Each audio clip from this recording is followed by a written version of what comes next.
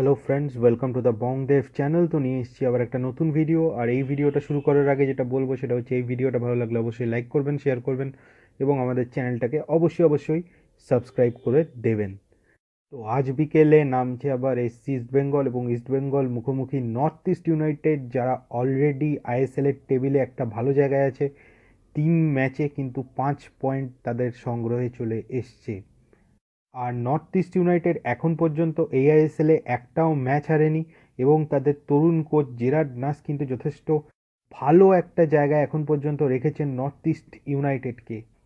আর অন্যদিকে ইস্টবেঙ্গলের কথায় যদি আসি, ইস্টবেঙ্গল এখন পর্যন্ত দুটো ম্যাচেই কিন্তু হারের মুখোমুখি হয়েছে। গত ম্যাচে মুম্বাই সিটির কাছে খুব বাজেভাবে হার, এবং ড্যানি ফক্সের চোটটা ইস্টবেঙ্গলের জন্য বড় নেগেটিভ পয়েন্ট। তার মধ্যে নর্থ ইস্ট ইউনাইটেড ম্যাচে কিন্তু ইস্টবেঙ্গলের কার্যত এরা ফিরে আসার একটা লড়াই দেওয়ার প্রচেষ্টা তাদের করতেই হবে। এবং যেটা শোনা যাচ্ছে যে রবি ফোলার এই ম্যাচে ইউজেনসাং লিংডো, বিকাশ জাইরু এবং সিকে বিনীত, এদের তিনজনকে হয়তো স্কোয়াডে রাখতে পারেন, এরকমই শোনা যাচ্ছে। আর জেজেকে আজকে ম্যাচের শুরু থেকে হয়তো মাঠে নামানো হতে পারে, এরকমও শোনা যাচ্ছে। তো দেখা যাক রবি ফোলার আলটিমেট তার দলে কোনো পরিবর্তন ঘটান কিনা। আর ডিফেন্স নিয়ে কিন্তু ইস্টবেঙ্গলের চিন্তা থাকছেই। গত ম্যাচে ফক্স উঠে যাওয়ার পর যেভাবে ইস্টবেঙ্গলের ডিফেন্স কার্যত হুড়মুড়িয়ে ভেঙে পড়েছিল, এবং মানে মুম্বাই সিটি এফসি একরকম পুরো ডিফেন্সটাকে এফোর ওফোর করে দিয়েছিল, সেটা কিন্তু নর্থ ইস্ট ইউনাইটেড ম্যাচে হওয়ার সম্ভাবনা একটা প্রবল আছে। কারণ নর্থ ইস্ট ইউনাইটেডে কিন্তু স্ট্রাইকিং লাইনটা সলিড। দুজন বিদেশি স্ট্রাইকার আছেন, একজন মোহাম্মদ সাইলা এবং একজন কোয়েসি অ্যাপিয়া, এবং দুজনেই কিন্তু গোল করার এবিলিটি যথেষ্ট ভালো। আর এছাড়াও কিন্তু উইং প্লেটা নর্থ ইস্ট ইউনাইটেডের একটা প্লাস পয়েন্ট, কারণ উইংয়ে তাদের কিন্তু একদিকে যেরকম আছেন নিংথই, একদিকে আছেন বিদেশি লুইস মাচাডো, যিনি যথেষ্ট ভালো পারফর্ম করছেন, এবং তার সাথে সাথে অবশ্যই আছেন ব্রিটো পিএম, যারও কিন্তু ভারতীয় সার্কিটে যথেষ্ট এক্সপিরিয়েন্স আছে। উইং প্লে আটকানোর জন্য রবি ফোলারকে কোনো অল্টারনেট প্ল্যান ভাবতেই হবে, কারণ সুরচন্দ্র সিং কিন্তু আগের দিন ভালো পারফর্ম করতে পারেননি। তো সেই জায়গায় দাঁড়িয়ে উইং প্লেতে যদি না আটকানো যায়, তাহলে কিন্তু এই দুজন স্ট্রাইকার যারা আছেন, সেক্ষেত্রে কিন্তু যদি দুজন উইঙ্গার ক্রমাগত ক্রস করতে থাকেন, সেক্ষেত্রে একটা বিপদ কিন্তু সেখান থেকে হওয়ার চান্স থাকবে। এছাড়াও এরা কিন্তু বক্সেও ঢুকে পড়তে পারেন যে কোনো মুহূর্তে, বিশেষ করে লুইস মাচাডো। আর আগের দিন যদিও প্রভাত লাকড়া নেমেছিলেন, তবে এত বড় ম্যাচে ইস্টবেঙ্গলের সাথে ম্যাচে আশুতোষ মেহতা যদি নামেন, তো সেক্ষেত্রে দুটো উইঙ্গার নর্থ ইস্ট ইউনাইটেডের সাথে সাথে দুজন ফুল ব্যাকও থাকবে, তারাও কিন্তু ওভারল্যাপে উঠতে পারে। তো সেক্ষেত্রে উইং দিয়ে আক্রমণটা কিন্তু জোরদার হবে, একদিকে গুরজিন্দার এবং আরেকদিকে আশুতোষ মেহতা। আর ইস্টবেঙ্গলের আরেকটা জিনিস যেটা গত ম্যাচে দেখেছি, সেটা হচ্ছে যে ইস্টবেঙ্গল যখন অ্যাটাক করছে তখন তারা অল আউট চলে যাচ্ছে, এবং অল আউট চলে যেতে গিয়ে যেটা হচ্ছে যে যখন অপোজিশন কাউন্টার অ্যাটাকটা করছে, তখন বক্সে ডিফেন্ডাররা কিন্তু একটা অর্গানাইজ জায়গায় থাকছে না, এবং যারা আছেন, যারা উইংয়ে আছেন বা যারা মিডফিল্ডে আছেন, তারা কিন্তু বল আটকাতে পারছেন না। তার ফলে হু হু করে বলটা নিয়ে অপোজিশনের যারা প্লেয়াররা আছেন, তারা কিন্তু বক্স পর্যন্ত ঢুকে আসছেন। তো সেই জায়গায় দাঁড়িয়ে ইস্টবেঙ্গল ডিফেন্সটা অর্গানাইজ হওয়ার সময় পাচ্ছে না।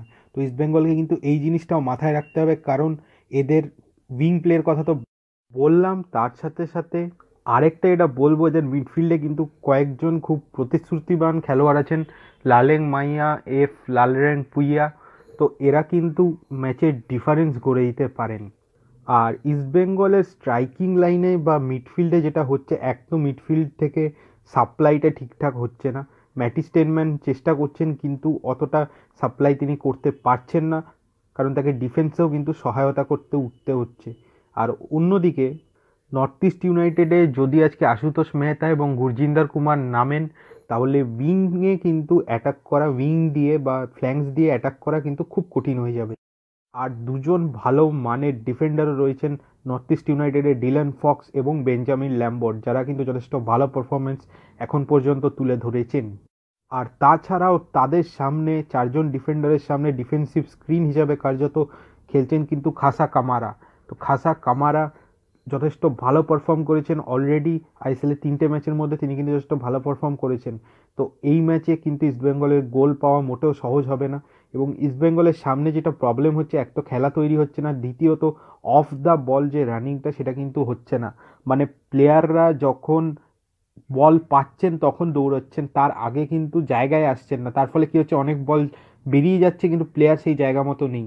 তো প্লেয়ার পাচ্ছেন না, যে যার পায়ে বল আছে তিনি কিন্তু প্লেয়ার পাচ্ছেন না বল পাস করার জন্য। এই সমস্যাগুলো কিন্তু ইস্টবেঙ্গলকে একটু ভাবতে হবে, শাফলিং করে জায়গা চেঞ্জ করে যদি অ্যাটাক না করতে পারে ইস্টবেঙ্গলকে কিন্তু ফ্রি স্পেস, ইস্টবেঙ্গল স্ট্রাইকিং লাইনকে বা ইস্টবেঙ্গল উইঙ্গারদের কিন্তু free space north East United দেবে না, কারণ চারজন ভালো ডিফেন্ডার, তাদের সামনে একজন ভালো মানের ডিফেন্সিভ মিডফিল্ডার, ফ্রি স্পেস কিন্তু মানে দেবে না এইসব টিম। আর আরেকটা এটা বলতে চাইবো, সেটা হচ্ছে মাঘোমার বড় চেহারা মাঘোমাকে কিন্তু আরেকটু লোড নিতে হবে। মাঘোমা বল পেলে তিনি দৌড়চ্ছেন, কিন্তু তাকে কিন্তু মিডফিল্ডে তাকে ফ্রি যদি ছেড়ে দেওয়া হয় সেটা কিন্তু বেটার হবে। আর মাঘোমার প্রবণতা যেটা, সেটা হচ্ছে তিনি ডিফেন্ডারদের কিন্তু কার্যত কাছে টেনে নেন, বলটাকে বেশি হোল্ড করেন। এরকম প্লেয়ারদের কিন্তু মার্ক করাটা অনেক সুবিধার। তো সেক্ষেত্রে খাসা কামারা কিন্তু মাঝ মাঠে কার্যত সাপ্লাই লাইন কেটে যেতে পারেন ইস্টবেঙ্গলের সাপ্লাই লাইন এমনিই কম, দু চারটে যা বল আছে সেটাও হয়তো আজকের ম্যাচে নাও আসতে পারে। তো ইস্টবেঙ্গলকে কিন্তু খুব সতর্ক থাকতে হবে। এবং আবার যেটা বলছি, যে জায়গা চেঞ্জ করা, ডায়াগোনালি বল নিয়ে দৌড়ানো বা অফ দ্য বল দৌড়ে জায়গায় পৌঁছানো, এই জিনিসগুলো কিন্তু ইস্টবেঙ্গলের করতে হবে, নইলে কিন্তু গোলের রাস্তা খুলবে না।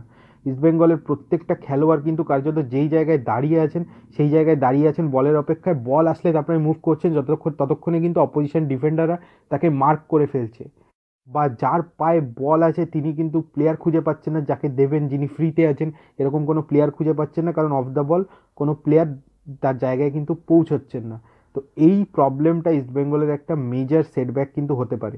আর সেটব্যাক আরেকটা এটা বলতে চাইবো, সেট পিসের ক্ষেত্রে ইস্টবেঙ্গলের আমার মনে হয় কিন্তু ডাইরেক্ট সেট পিসটা করা অনেক বেটার, নাহলে ম্যাক্সিমাম কর্নার বা সেট পিসের ক্ষেত্রে একটা পাস করে তারপরে ক্রস তুলতে হবে, কারণ এই ডিফেন্ডাররা নিজেদের বক্সে কিন্তু যদি কেউ পাস খেলে গোল করতে চায় সেটা কিন্তু দেবে না, বরং বলটা কিন্তু অপোজিশন দ্রুত নিয়ে চেষ্টা করবে কাউন্টার অ্যাটাক করতে। এবং অনেক স্পিডি খেলোয়াড় আছেন নর্থ ইস্ট ইউনাইটেডে, এমনি যারা নর্থ ইস্ট ইউনাইটেডের পাহাড়ি ছেলে তারা কিন্তু যথেষ্ট দৌড়ানোর ক্ষমতা রাখেন এবং খুব দ্রুত এরা কিন্তু কাউন্টার অ্যাটাকে আসে। তো সেক্ষেত্রে ইস্টবেঙ্গলের যে গত ম্যাচে যেটা হয়েছে ফলাফল কিন্তু হতে পারে, সেদিকে সতর্ক থাকতে হবে।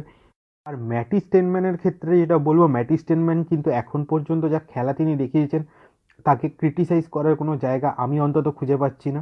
কিন্তু ম্যাটি স্টেনম্যানের যেটা ব্যাপার হচ্ছে, ম্যাটি স্টেনম্যান কিন্তু বক্স টু বক্স মিডফিল্ডার এবং তার ডিস্ট্রাকটিভ পার্ট থেকে তার ক্রিয়েটিভ পার্টটা বেশি।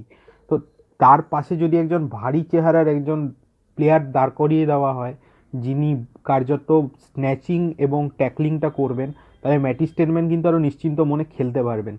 ম্যাটি স্টেনম্যান খেলাটা মাঝ মাঠে ক্রিয়েট যদি করেন সেটা কিন্তু অনেক বেটার হবে। ম্যাটি স্টেনম্যানকে ক্রিয়েটিভ মিডফিল্ডার হিসেবে রেখে মিডফিল্ডে আরও একজনকে রাখা যিনি কিন্তু বক্সের সামনে, সেটা সেহনাজ সিং হতে পারেন, মিলান সিং তো অপশানই নেই, তো কিছু করার নেই, তো সেটা সেহনাজ সিং বা অন্য কাউকে এই রোলটা কিন্তু দেওয়া যেতে পারে। কারণ এই যে অ্যাটাক, এদের কিন্তু তিনজন ডিফেন্ডার এবং সেই ডিফেন্ডারদেরও যেহেতু ড্যানি ফক্স নেই, সেই ডিফেন্সেও কিন্তু প্রবল একটা সম্ভাবনা থাকবে যে ভেঙে পড়ার। তো সেই জন্য সামনে অন্তত যদি একজন ব্লকার, একজন স্ন্যাচার ভালো না থাকে তাহলে কিন্তু সমস্যা কিন্তু হবেই।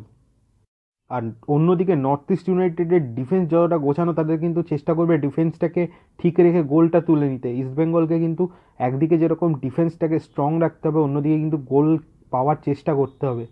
আর ম্যাটি স্টেনম্যানকে যদি মাঝ মাঠে ডিস্ট্রিবিউশনের দায়িত্বটা দেওয়া হয় আমার মনে হয় সেটা বেটার হবে, কারণ ম্যাটি স্টেনম্যান কিন্তু তার ডিস্ট্রিবিউশনটা তুলনামূলকভাবে ভালো।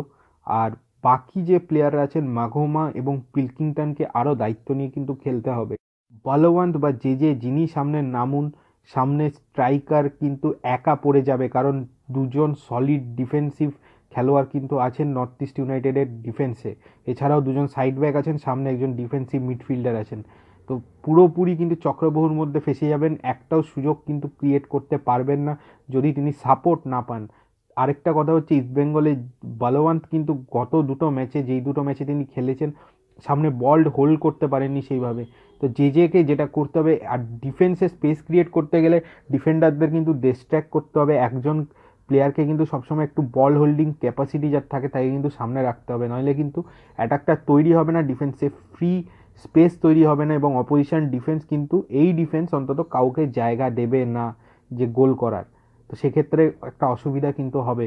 তো যাই হোক, দেখা যাক রবি ফোলার কীভাবে দল সাজান, কাকে খেলান।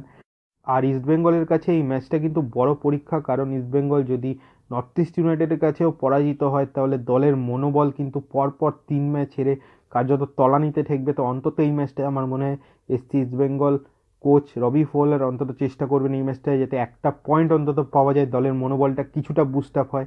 কারণ তার হাতে যেহেতু ভালো খেলোয়াড় নেই, অন্তত আমার মনে হয় এই ম্যাচটায় একটু ডিফেন্সটা সামলে খেলা দরকার। কারণ অন্তত যদি ম্যাচটা না জিততে পারি, অন্তত হারবো না, এই মেন্টালিটিটাই ইস্টবেঙ্গলের এই ম্যাচে থাকা দরকার।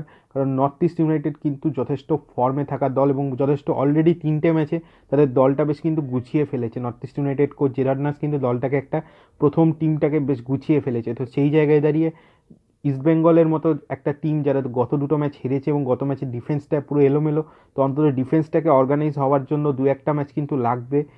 তো দেখা যাক কি হয়, রবি ফোলারের দল কীরকম পারফর্ম করে আজকে, ইস্টবেঙ্গল কীরকম পারফর্ম করে আজকে, সেদিকে আমাদের নজর অবশ্যই থাকবে। এবং ম্যাচের পর আজকে যদি না হয় তো কালকে হয়তো ম্যাচ রিভিউ অ্যানালিসিস নিয়ে আসবো। তো এই ভিডিওটা এই পর্যন্তই রাখছি। ভিডিওটা ভালো লাগলে অবশ্যই লাইক করবেন, শেয়ার করবেন এবং বললাম যেটা চ্যানেলটাকে সাবস্ক্রাইব করবেন, নিচে লাল রঙের সাবস্ক্রাইব বাটনটা প্রেস করে দেবেন এবং তার পাশে যে বেল আইকনটা সেটাও অবশ্যই প্রেস করে দেবেন। তো চলুন এখন